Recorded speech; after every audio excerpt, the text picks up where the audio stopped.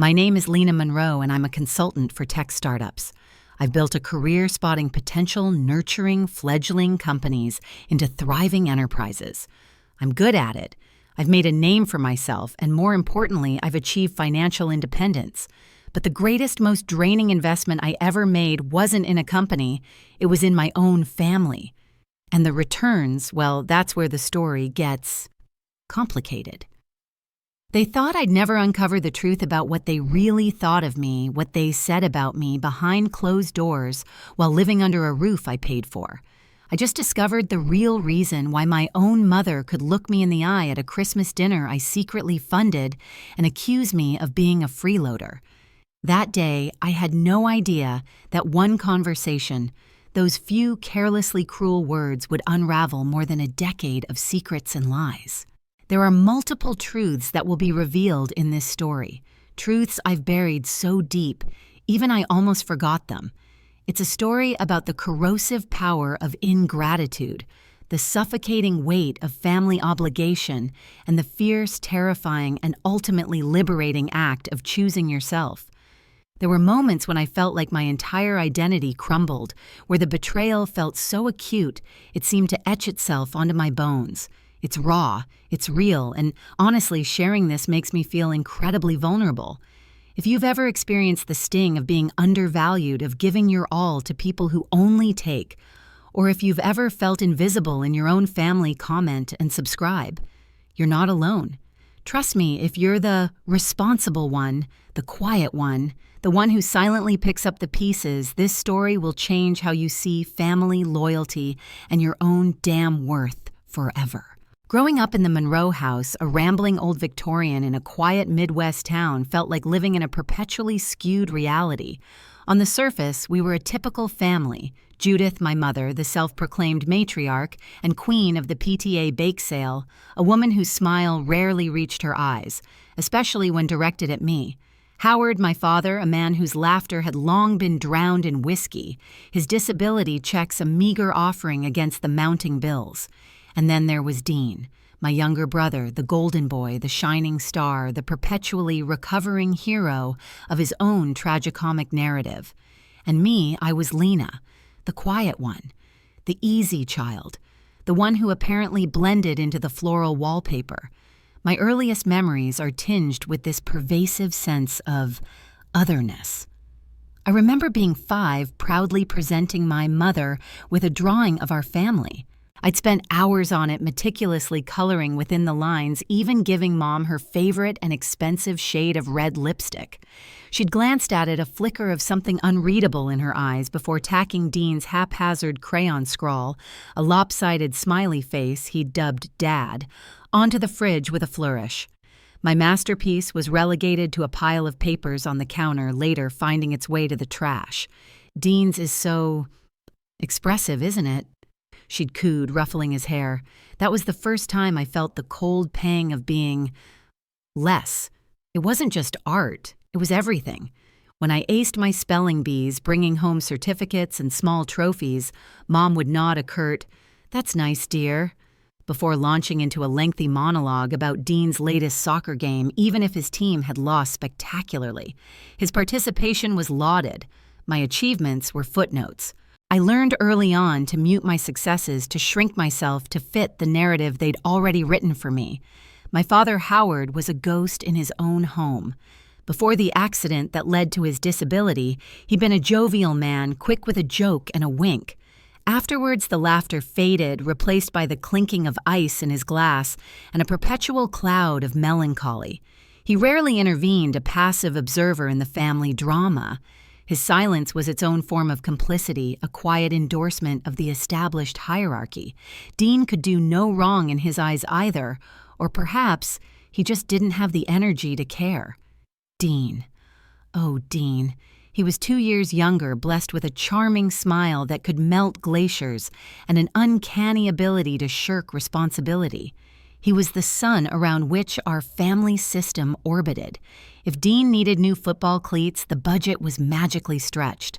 If Dean got into trouble at school, it was boys will be boys, or the school's fault, or his friend's bad influence. When I once accidentally broke a cheap vase, I was grounded for a week and lectured about carelessness. When Dean crashed Dad's old pickup truck joyriding no license, it was a wake-up call that somehow resulted in him getting a newer, albeit used car a few months later. A purchase I now realize I indirectly funded. Dean's birthdays were extravagant affairs. Bouncy castles, ponies, and later lavish parties with DJs. Mine were quiet family dinners, often with a store-bought cake because Mom was too busy that week. One year, they forgot my birthday entirely until I quietly reminded them the next day. The mumbled apologies felt worse than the forgetting. Dean's C-average report cards were met with, "He's trying his best. Bless his heart, my straight A's. Well, you've always been book smart, Lena. It comes easy to you." The implication was clear. My efforts were effortless, my intelligence a given, not something I worked tirelessly to cultivate. When Dean first moved out, Mom and Dad scraped together money for his deposit and first month's rent despite their own precarious finances. When I moved out for college on a scholarship, I might add I was expected to cover everything myself, which I did working 2 part-time jobs. Dean's every sniffle was a crisis demanding Mom's full attention. My own anxieties or disappointments were dismissed as being dramatic or too sensitive. I learned to bottle things up, to be the strong, silent one because my emotions were an inconvenience. Dean's mistakes were always someone else's fault or a result of his sensitive nature. My mistakes, however small, were proof of some inherent flaw. The double standard was breathtaking. I wasn't a rebellious child, quite the opposite. I craved their approval, their acknowledgement. I strived for perfection, thinking that if I were good enough, smart enough, quiet enough, they'd finally see me. My talent, particularly in math and problem solving, was evident early on. I'd complete my homework and then Dean's just to keep the peace to avoid one of Mom's sigh-filled guilt trips about how much pressure Dean was under. They never questioned how Dean suddenly started passing algebra. They just praised his turnaround. My early signs of potential were not just ignored, they were sometimes actively discouraged if they threatened to overshadow Dean. I wanted to join the debate club in high school. Mom said it would make me argumentative and unladylike.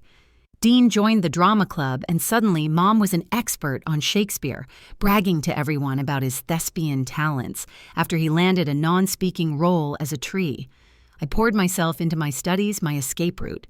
I got a full scholarship to a prestigious university, majoring in business and computer science. Moving out was like breathing fresh air for the first time. I thrived. I started my career, climbed the ladder quickly, and eventually launched my own consulting firm. I was good with money savvy with investments. I built a comfortable life for myself, a life light years away from the constant financial anxieties of my childhood home. And then the calls started. Dad's disability checks weren't enough. The mortgage was late. The utilities were about to be cut off. Dean Ever, the prodigal son, was in some new scrape. A failed business venture, a mountain of debt, another stint in rehab that his talent couldn't pay for. My carefully constructed independence became their safety net. At first it was small loans, then larger ones. Then, Lena, could you just cover the mortgage this month? We'll pay you back. They never did. It snowballed. I, the invisible daughter, became their silent benefactor. And the irony, they still treated me the same. Still the afterthought. Still the one whose life choices were subtly and not so subtly criticized. My career was too demanding. My singleness was a shame.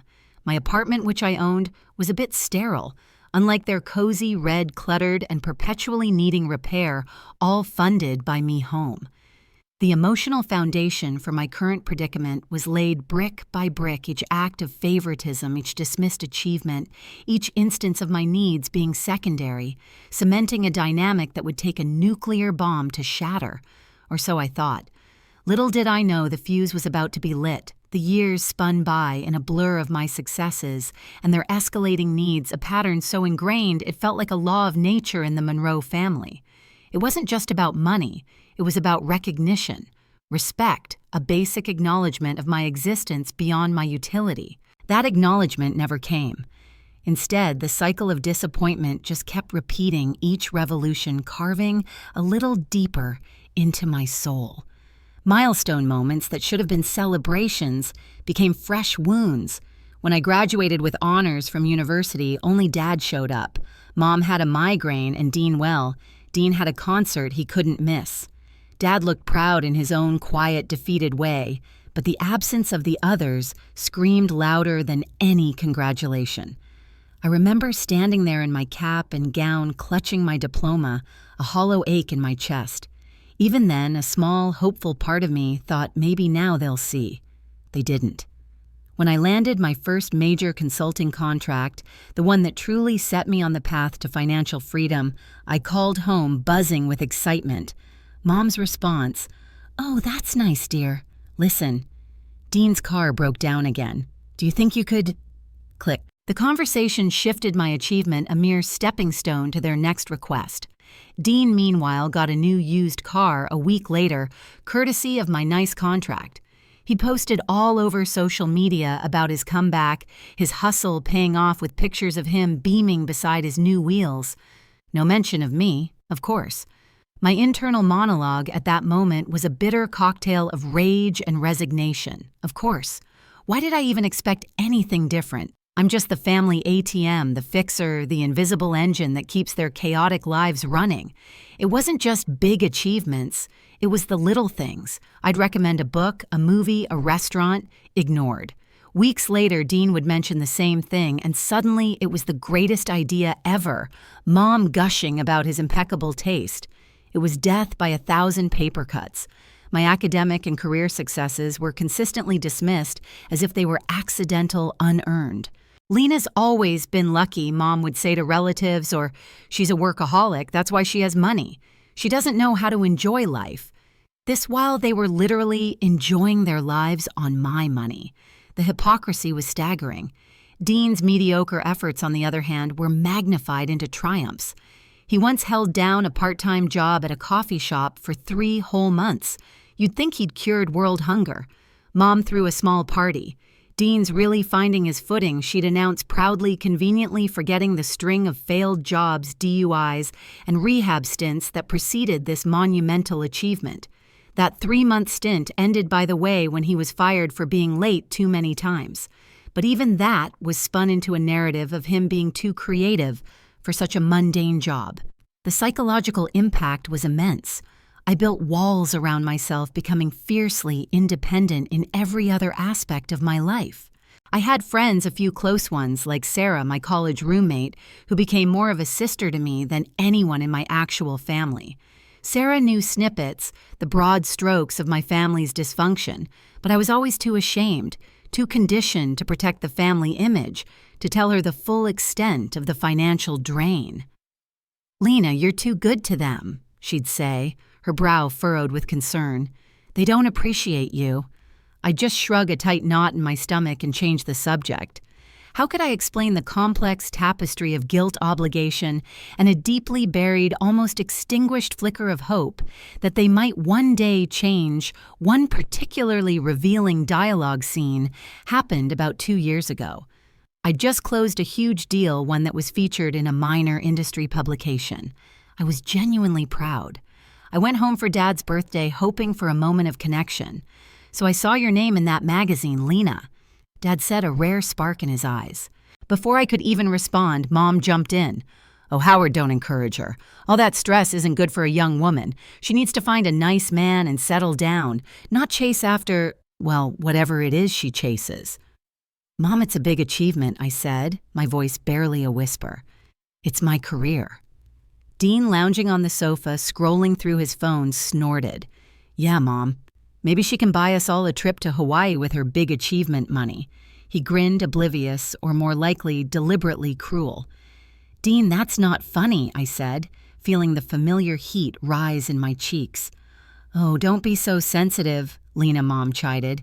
"He's just teasing. You know how he is." Her hand instinctively went to Dean's hair, ruffling it affectionately. "Besides, your brother's got his own big news.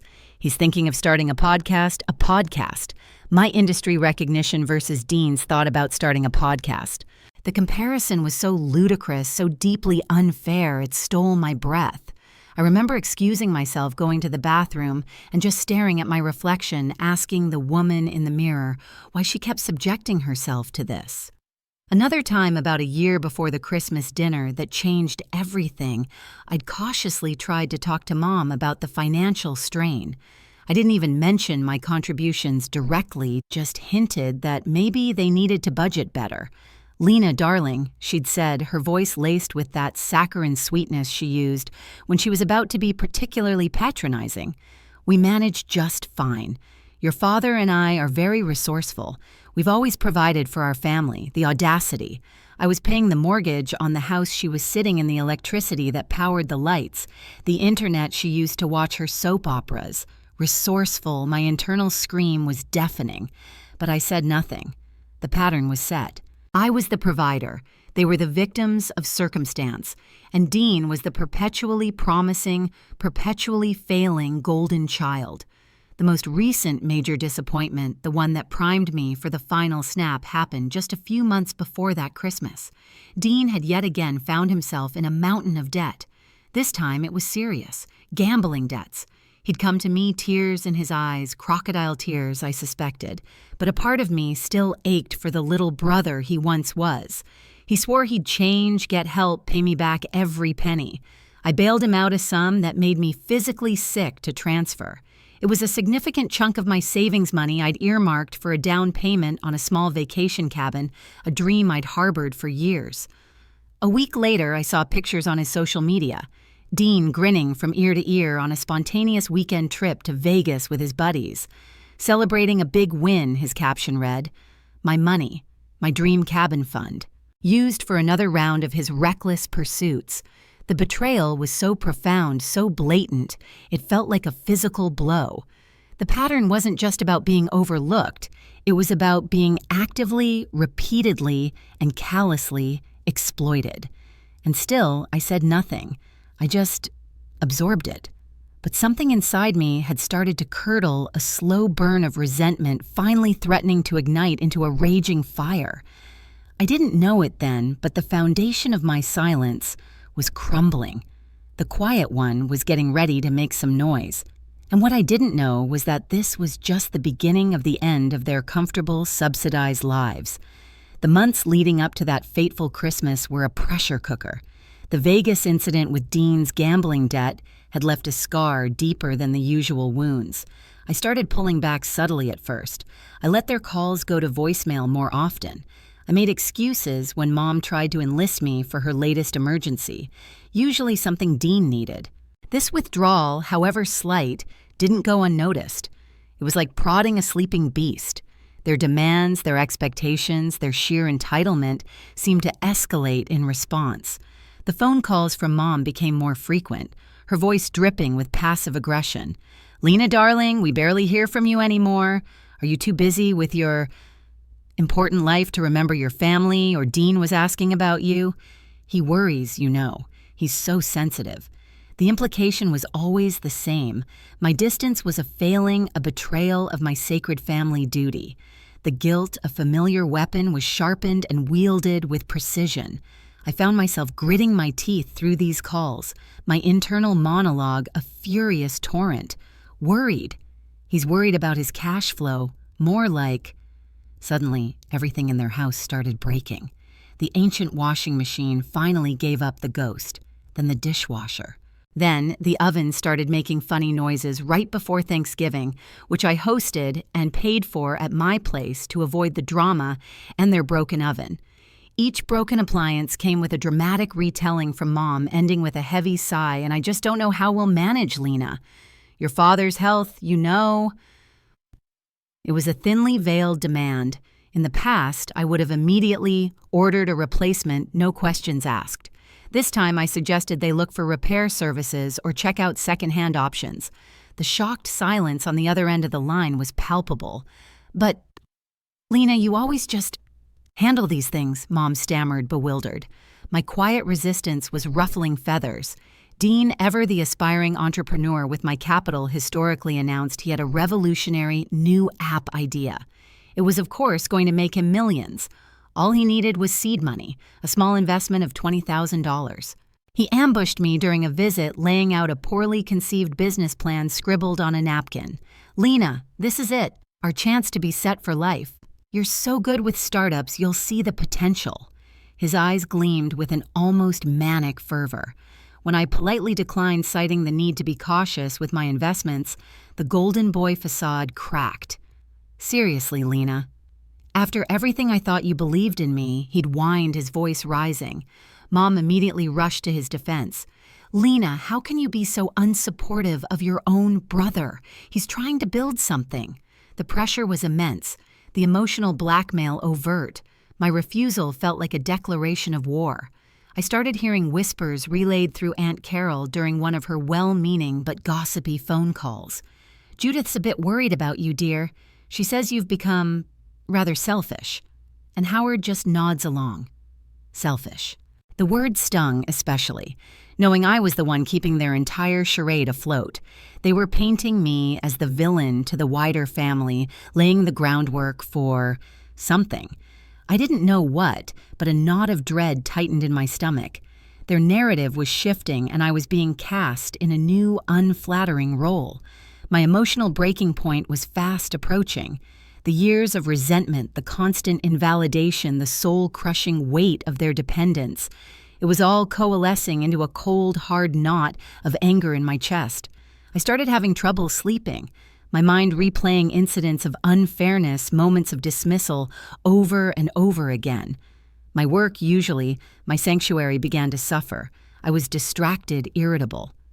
During this time, I started digging into my parents' past, a little talking to Aunt Carol more, trying to understand what made them, them. Judith, my mother, had grown up in a family that valued appearances above all else. Her own mother had been a critical, demanding woman. Perhaps Judith's obsession with Dean, her need to project an image of a perfect family, stemmed from her own insecurities, her own unmet needs for validation. Howard. My father had always been a gentle soul but weak-willed. His parents had been overbearing, making all his decisions for him. His retreat into alcohol and passivity was perhaps his way of escaping a life where he never felt truly in control. Understanding their backgrounds gave me a sliver of, not forgiveness, but context. It didn't excuse their behavior, but it painted a fuller picture of the generational dysfunction I was caught in. But it also solidified my resolve that their issues were not mine to fix, not at the cost of my own life. A new opportunity arose in my professional life, a chance to lead a major international expansion project for one of my key clients. It was a huge step, demanding but incredibly exciting. It would also mean more travel, more time away. Part of me saw it as an escape hatch, a way to create physical distance. But another stronger part of me knew that physical distance wasn't enough. I needed to sever the financial and emotional umbilical cord. One evening, after a particularly draining call with Mom about the upcoming Christmas festivities, where she'd casually mentioned Dean needed a decent suit for job interviews he wasn't actually going on, I found myself staring at my meticulously organized financial records. I had a separate spreadsheet hidden deep in a password-protected folder titled simply Monroe Support. Every mortgage payment, every utility bill, every rehab stint for Dean, every loan that was never repaid.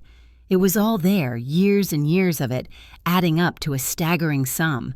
A sum that could have bought me not just a vacation cabin, but a whole goddamn forest. The internal transformation was no longer a gentle nudge. It was a seismic shift. The anger was still there, but now it was accompanied by a chilling clarity. I wasn't just their ATM. I was their enabler. My silence, my acquiescence had allowed this toxic dynamic to fester and grow. The quiet one was finally finding her voice, and it was simmering with a righteous fury. Allies and enemies were becoming starkly clear. Sarah, my friend, was my rock, her unwavering belief in me a balm to my wounded spirit. "It's time, Lena." She'd said, her voice firm but kind after I confessed the sheer scale of the financial drain. "You deserve to live your own life." The enemies weren't just my immediate family. It was the whole system of expectation and obligation they'd built around me. A system even extended family members like Aunt Carol, sometimes unwittingly reinforced with her keep the peace advice. The stakes were raised significantly. If I cut them off, the fallout would be catastrophic for them. They had no idea how to manage their finances, how to live within their means. They would panic. They would lash out. They would try to destroy me, my reputation, anything to regain control. But the alternative, continuing to live this half-life drained and resentful, was no longer an option. Christmas was approaching. Mom was already talking about her famous Christmas dinner, a feast I knew I'd end up paying for listening to her subtle digs and Dean's boasts. The thought filled me with a cold dread. I didn't know exactly what I was going to do, but a plan vague and terrifying was beginning to form in the deepest recesses of my mind. The cliffhanger wasn't a dramatic event, but a quiet, chilling realization. As I booked my flight home for Christmas, a single thought echoed in my head. This is the last time. This is the last time I play their game. Little did they know I had been documenting everything, and the truth would soon come to light in the most unexpected and spectacular way. Their carefully constructed world was about to come crashing down. The flight to my hometown was turbulent, mirroring the storm brewing inside me. Christmas Eve with the Monroes was its usual agonizing charade. Dean paraded his latest girlfriend, who looked as bewildered by the family dynamic as I felt Mom fussed, and issued orders, and Dad sat in his armchair, a silent, melancholic fixture.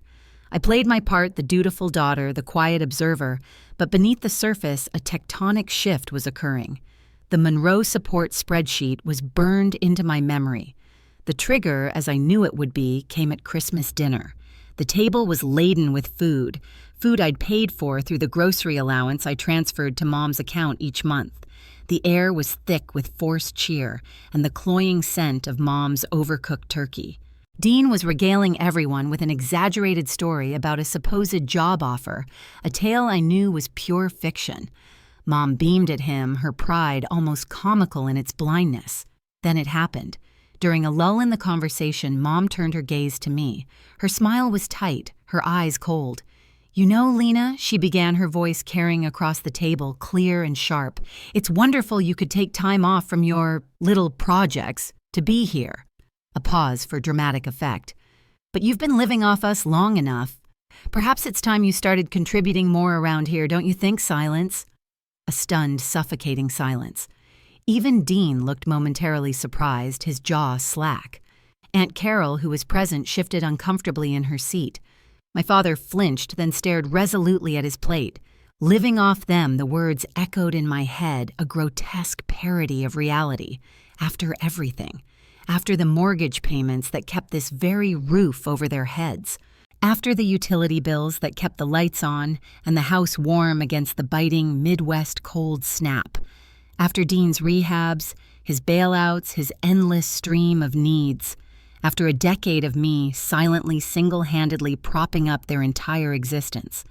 At that moment, I felt like my entire identity crumbled and then reformed harder, sharper.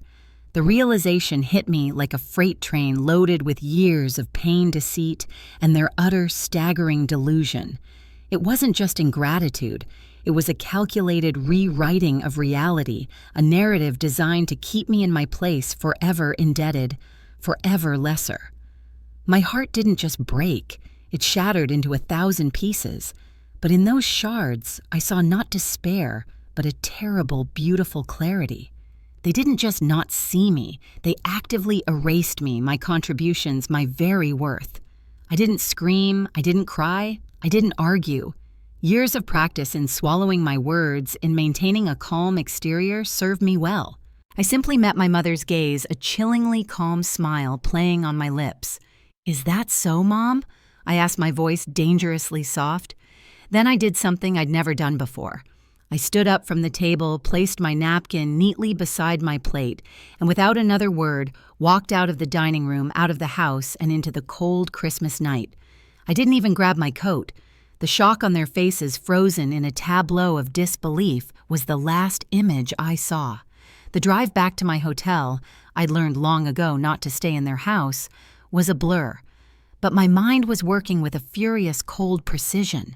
The game-changing moment wasn't just her accusation, it was my reaction. The dam of my restraint had finally irrevocably burst.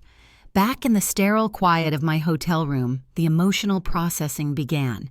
It wasn't grief, not anymore. It was a white-hot rage, a cleansing fire. Years of suppressed anger, hurt, and frustration surged through me. But underneath it, there was something else, a profound sense of empowerment. The truth bomb hadn't been dropped on me. It had been handed to me. My mother, in her arrogance, had given me the ultimate weapon, the undeniable proof of her own delusion. My internal monologue was a whirlwind living off them. I'll show them who's been living off whom. I'll show them all. The decision to take action wasn't even a conscious choice. It was an inevitability, the only possible response to such a profound and insulting betrayal. The planning and preparation phase began immediately. That night, Christmas night, I sat at my laptop, not with eggnog and carols, but with bank statements, credit card bills, and that damning Monroe support spreadsheet. I systematically, methodically began to untangle myself from their financial lives. I canceled the automatic payment for their mortgage due in a week. Electricity, gas, water, internet cable, all scheduled for disconnection due to non-payment by me on their behalf for years. I called each company explaining I would no longer be covering the bills for that address. Canceled. He was an adult. He could pay his own way. The one I'd given Mom for emergencies, which apparently included weekly salon trips and new outfits for Dean. Blocked. Halted.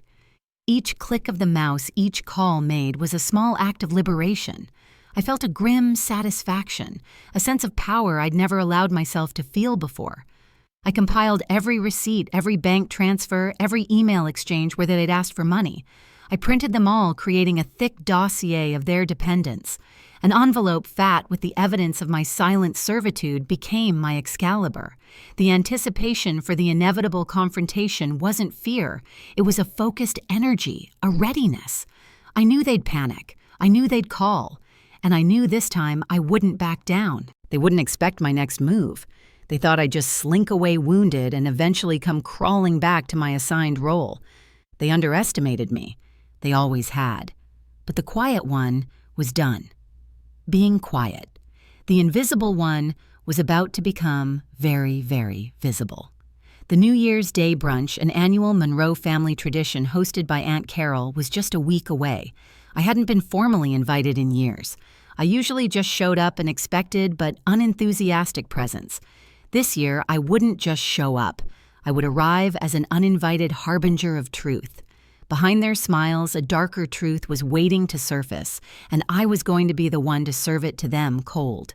New Year's Day dawned cold and bright, the kind of Midwest winter morning that feels like a clean slate, or in my case, a slate about to be wiped spectacularly clean.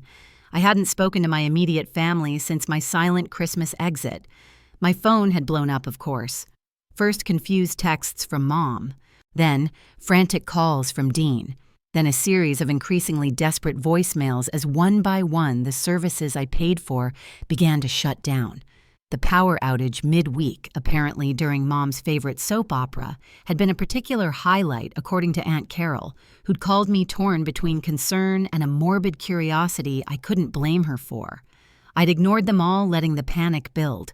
Aunt Carol's New Year's brunch was a fixture, a gathering of the extended Monroe clan. Cousins, aunts, uncles, a few close family friends, the perfect audience.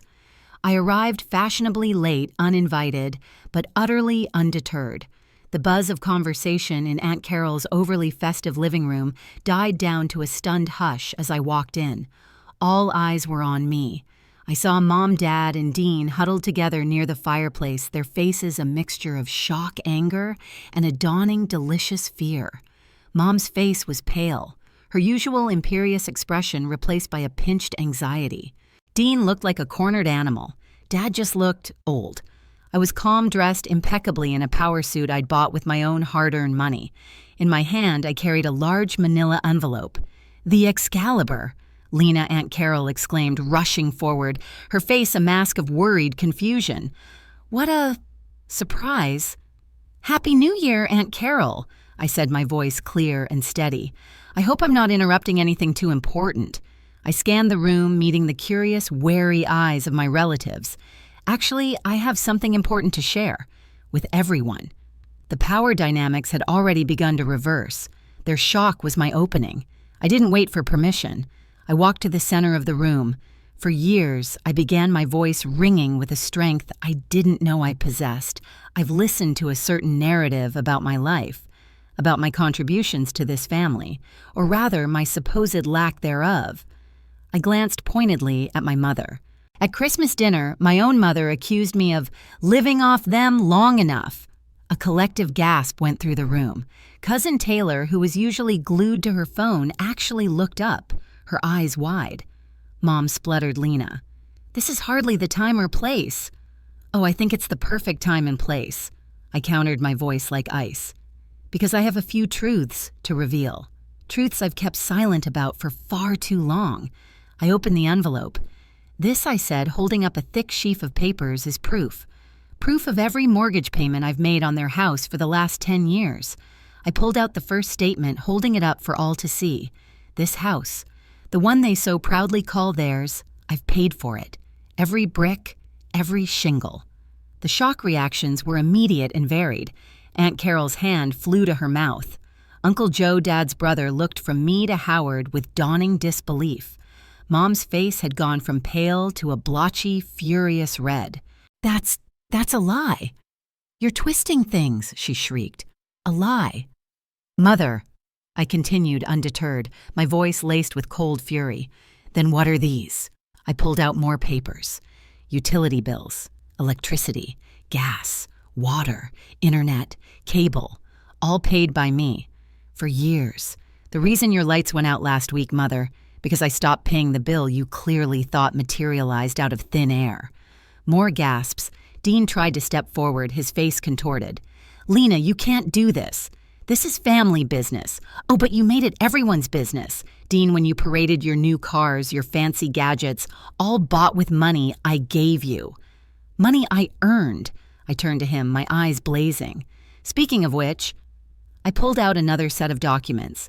"Here are the receipts for your multiple rehab stints, Dean. The expensive ones, Mom insisted, were the best. Paid by me. The bailouts from your gambling debts, your failed businesses, your car insurance, your phone bill, even your damn Netflix subscription until last week, all me." My brother's response was a choked sound, his golden boy tan visibly paling. He looked like he wanted the earth to swallow him whole. My parents were having a meltdown. Mom was now openly weeping, not tears of remorse, but of rage and humiliation. "How could you do this to us? Your own family, after everything we've done for you, everything you've done for me," I laughed. A harsh, humorless sound. "You mean like ignoring my achievements, like constantly criticizing my life choices, like making me feel like an outsider in my own family while I silently funded your entire existence, or like accusing me of being a freeloader. This was my moment of triumph. Not a gloating, ugly triumph, but the triumph of truth, of justice finally served. Justice wasn't just served, it was a 5-course meal, and they were choking on every bite. For over a decade, I announced to the stunned room, I have poured hundreds of thousands of dollars into this family. I did it out of a misguided sense of loyalty, of love, hoping one day you'd see me appreciate me. But now I see. You didn't want a daughter or a sister. You wanted a blank check, a silent servant. The public humiliation of my antagonists was stark. Their carefully crafted image of the struggling but self-sufficient, proud Monroe family was shattered in front of everyone they knew. The judgment in the eyes of our extended family was palpable. Aunt Carol, to her credit, looked horrified but also enlightened. She looked at Judith and Howard with an expression I'd never seen her wear before disappointment. I turned back to my mother, her face a ruin of mascara-streaked tears and fury. "You asked me at Christmas, Mother, if it was time I started contributing. Well, my contribution ends now. All of it." She stared at me speechless for once in her life. "The house. The bank will be in touch about the defaulted mortgage. The bills, they're all in your names now. Figure it out." I looked at Dean. "Time to get a real job, little brother, one that actually pays." I placed the envelope of receipts on Aunt Carol's coffee table. The proof is all there for anyone who doubts it. My father finally spoke, his voice raspy, laced with a despair that almost touched me. Lena? Why I looked at him, the man who had stood by and watched my spirit erode for years. Because I deserve better, Dad. I deserve to be seen. I deserve to live my own life, not just fund yours. I took a deep breath, the air in the room suddenly feeling lighter, cleaner. I'm done. With a final brief exchange with my mother, her sputtering rage now reduced to a whimpering, "You'll regret this, Lena. You'll come crawling back." I simply shook my head. "No, Mother. I won't. This isn't an ending. It's my beginning." And then I turned and walked out. Not in anger this time, but with a profound sense of closure. The invisible child had finally spoken her truth, and the world hadn't ended. In fact, mine was just beginning. In the end, the truth didn't just set me free, it rebuilt me stronger. The silence that followed my departure from Aunt Carol's New Year's brunch I later heard was deafening. Then chaos erupted. My immediate family, stripped bare of their illusions and their financial lifeline in one fell swoop, didn't handle it well. That was an understatement. My mother, Judith, apparently went into a full-blown narcissistic rage, accusing everyone of conspiring against her, blaming Aunt Carol for allowing my outburst, and then collapsing into hysterics, wailing about how ungrateful and cruel I was. It was classic Judith deflect, deny, play the victim. My father, Howard, true to form, retreated. He sank into an armchair looking utterly defeated and reportedly didn't say a word for hours. The shock seemed to have finally pierced his alcohol-numbed apathy, but whether it would lead to any actual change remained to be seen. Dean the Golden Boy apparently tried to bluster his way through it, initially attempting to downplay my revelations. She's exaggerating. She's always been dramatic, but the sheer volume of receipts I'd left on the coffee table, which Aunt Carol stoically refused to let them remove, spoke for itself. He then quickly devolved into a panicky, whining mess, realizing his comfortable, subsidized life was over. "What are we going to do?" He kept asking a question he'd never had to seriously consider before. The damage control started almost immediately, but it was clumsy and ineffective. Mom tried calling me incessantly for days, her tone shifting wildly from furious accusations, "You've ruined us. You're a monster," to tearful pleas, "Lena. Darling, we can talk about this. There's been a misunderstanding. We love you." When I didn't answer, she started leaving long, rambling voicemails, a bizarre mix of self-pity, guilt-tripping, and subtle threats about my family duty. Dean also tried reaching out his texts, a pathetic blend of feigned remorse and thinly veiled demands for help.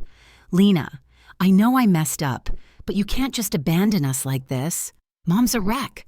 What about Dad's medication? How are we supposed to pay the mortgage? I didn't engage."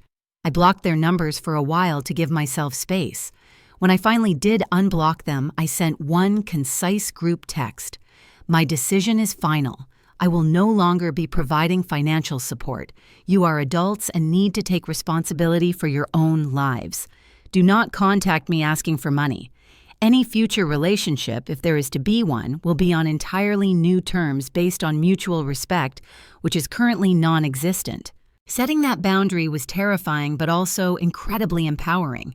Each time I resisted the urge to reply to a manipulative text or a tearful voicemail, I felt stronger, more resolute. The most surprising outcome was the reaction of some extended family members. Aunt Carol, after her initial shock, called me a few days later. "Lena," she said, her voice quiet and thoughtful, I had no idea. I'm so sorry. What your mother said at Christmas and how they've treated you, it's not right." She admitted she'd always sensed the favoritism towards Dean, but had never grasped the full extent of my financial contributions or their blatant exploitation. She didn't offer to mediate or push for reconciliation, for which I was grateful. She just offered her support, a listening ear, and a heartfelt apology for her own blindness over the years. Cousin Taylor surprisingly sent me a message on social media, "Lena, that was badass." Seriously, they had it coming. It was a small gesture, but it meant a lot. It turned out many in the extended family had harbored their own quiet resentments and observations about Judith's heirs and Dean's entitlement. My public dismantling of their facade had for some been a moment of vicarious vindication. My story didn't go viral on social media in the traditional sense as it was a private family affair, but the ripple effects within our small-town community were palpable. Whispers travel fast in places like that. People who had once admired Judith's perfect family or Dean's charm started seeing them in a new, less flattering light. There were no public condemnations, but the subtle shift in perception, the cooling of certain friendships, was a form of social karma. I heard through the grapevine that Mom was complaining bitterly about being shunned. In the short term, their lives descended into chaos. The foreclosure notices for the house started arriving. They had to sell it quickly and at a loss to avoid outright eviction. They moved into a small, run-down apartment across town. Dean, faced with actual consequences for the first time in his life, was forced to get a series of menial jobs, none of which he kept for long. Mom had to learn the meaning of the word budget, and it was a harsh lesson. Dad continued to drink, perhaps even more overwhelmed by the sudden collapse of his familiar world. There were no apologies, no real acknowledgments of wrongdoing from them, just bitterness and blame directed at me. My emotional processing of the victory was complex. There was relief immense and overwhelming. There was a sense of justice, of scales finely balanced. But there was also a lingering sadness. This was my family, after all. The family I had once desperately wanted love and approval from. I mourned the family I wished I'd had, even as I celebrated my escape from the one I did. Sarah was invaluable during this period, letting me talk, cry, and rage without judgment. She helped me see that their inability to love me properly was their failing, not mine. I started therapy, something I should have done years ago. Unpacking decades of emotional baggage was painful but necessary. I was learning to reparent myself, to validate my own worth, to build a life based on my own desires and needs, not the insatiable demands of others. The triumph wasn't just in exposing them, it was in reclaiming myself, and that I realized was the greatest victory of all. Karma didn't just come for them, it brought an entire army of consequences they had unwittingly summoned over years of their behavior. 3 years. That's how long it's been since that New Year's Day confrontation, since I dropped the truth bomb that detonated my old life and cleared the path for a new one. It feels like a lifetime ago. The Lena who stood in Aunt Carol's living room armed with receipts and righteous anger is a woman I admire. But she's also a woman I've grown beyond. My life today, it's unrecognizable in the best possible way. The international expansion project I took on for my client was a massive success. It led to more opportunities, more growth. My consulting firm has flourished. I'm not just financially independent, I'm thriving. I finally bought that vacation cabin. Not a small one, but a beautiful, serene place nestled by a lake, my sanctuary. I travel, I explore, I invest in myself and my passions. I've learned to say no without guilt and yes to things that bring me joy. My work is still demanding, but it energizes me rather than drains me because it's my choice, my creation. The biggest success, though, isn't financial or professional. It's internal. The anxiety that used to be my constant companion has largely faded. I sleep soundly. I laugh easily. I trust myself. I'm no longer the invisible one or the quiet one. I'm just Lena. And that's more than enough. And my family. Karma didn't just come for them. It brought an entire army, and then it set up permanent residence in their downsized, decidedly less comfortable lives. Judith. My mother never truly recovered from the public humiliation and the loss of her financial security. The move to the small apartment was a bitter pill. Her attempts to maintain her queen bee status in their new, less affluent social circle fell flat. Without the means to impress or control, her manipulative tactics lost their power. She tried for a while to rally sympathy, painting herself as the victim of a cruel, ungrateful daughter. But the truth, once out, has a stubborn way of sticking. She's aged considerably, the bitterness etching deep lines around her mouth. She works part-time at a local department store, a job she despises, but needs. The irony of her who accused me of freeloading now having to actually work for a living is not lost on me, though I take no pleasure in it. It's just the consequence. Howard, my father, well, his story is sadder but equally a result of his own choices. The shock of losing the house and their lifestyle initially prompted a brief period of sobriety. I had a flicker of hope then, but the ingrained passivity, the years of relying on alcohol to cope were too strong. He relapsed. His health has deteriorated further. He's a shadow of himself, a constant, silent reminder of a life wasted in quiet desperation and complicity. I ensure he receives necessary medical care through an anonymous third-party service, but direct contact is minimal and strained. It's the one thread of connection I haven't completely severed, perhaps out of a lingering sense of duty to the father he once was, or perhaps as a reminder to myself of where I came from and how far I've traveled. Dean the Golden Boy had the rudest awakening of all. Life without my financial safety net was a brutal teacher. His charm couldn't pay the rent. His big ideas never materialized without my funding. He cycled through low-wage jobs, always blaming his bosses, his co-workers, the universe for his failures. He had a few more minor scrapes with the law. Last I heard, he was living in a shared apartment, still dreaming of his big break, but the shine has definitely worn off. He's learned a measure of responsibility out of sheer necessity, but the entitlement still flickers in his eyes when we occasionally, very occasionally, cross paths at larger family gatherings hosted by more distant relatives. He's learned what rock bottom truly means, and I hope for his sake he eventually decides to climb. What goes around doesn't just come around, it multiplies. And for Dean, every irresponsible action finally caught up with him with interest. The family dynamic as it once existed is obliterated. There are no more cozy Christmas dinners where I'm the silent, resentful benefactor. Holidays are spent with friends or traveling or quietly at my cabin. I see Aunt Carol occasionally. Our relationship has become surprisingly genuine. She often expresses regret for not seeing the situation clearly sooner. Some other extended family members have also reached out, fostering tentative, healthier connections. With my immediate family contact is sporadic and superficial. There are no more demands, no more guilt trips. Just a vast, empty space where the old toxic connections used to be. It's a peaceful emptiness for the most part. I've built a strong, supportive network of friends who are my chosen family. Sarah remains my closest confidant. I'm also in a healthy, loving relationship with a man who celebrates my strength and independence, who values partnership and mutual respect.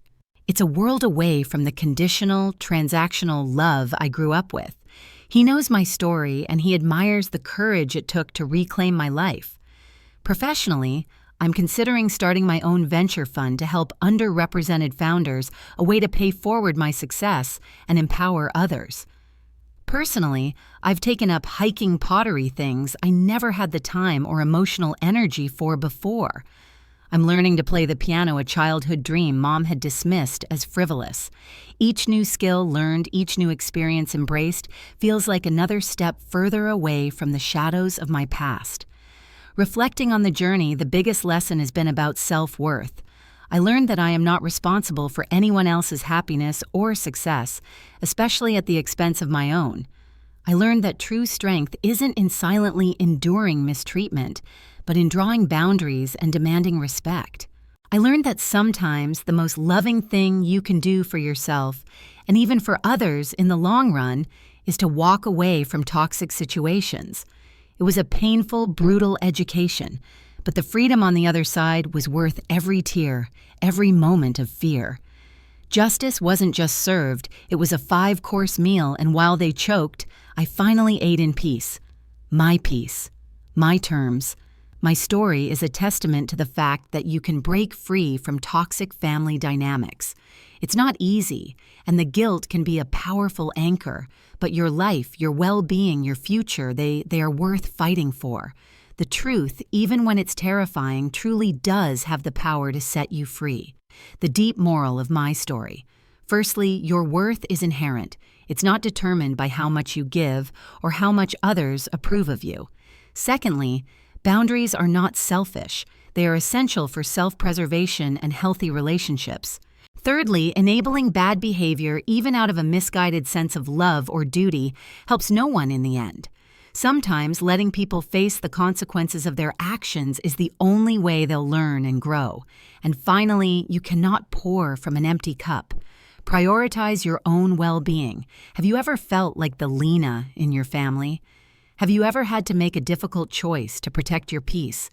Share this if you believe every child deserves equal love and recognition, and that no one should be an invisible ATM for their family. If you've ever been the forgotten child or the one carrying all the burdens, drop a comment and subscribe. Let's build a community where we support each other in reclaiming our narratives and our lives. Comment your own family drama story, respectfully of course, and let's support each other in finding our voices.